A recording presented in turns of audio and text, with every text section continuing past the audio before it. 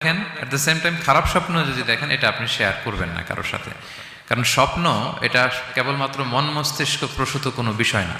মুমিন জীবনে এটা অনেক অর্থবহ। মাঝে মাঝে স্বপ্নের মাধ্যমে আল্লাহ মানুষকে বার্তা দেয়, ইলহাম পাঠায় স্বপ্নের মধ্য দিয়ে। এজন্য বিজ্ঞ প্রাজ্ঞ শুভাকাঙ্ক্ষী কাউকে শেয়ার করা যায়। যার জ্ঞান নেই বা ব্যক্তিগত জীবনে পাপী, ভালো মানুষ নয় বা হিংসুক টাইপের, এদের কাউকে আপনার কখনো স্বপ্ন শেয়ার করবেন না। ভালো স্বপ্ন দেখলে শুকরিয়া করবেন আল্লাহর, আলহামদুলিল্লাহ, আল্লাহ কবুল করো। খারাপ স্বপ্ন দেখলে পানাহা চাবেন আল্লাহর কাছে। সুনানে তিরমিজিতে একটা বাব আছে, একটা চ্যাপ্টার, বাব লা তাকুসুর রুইয়া ইল্লা আলা আলিম আও নাসিহ।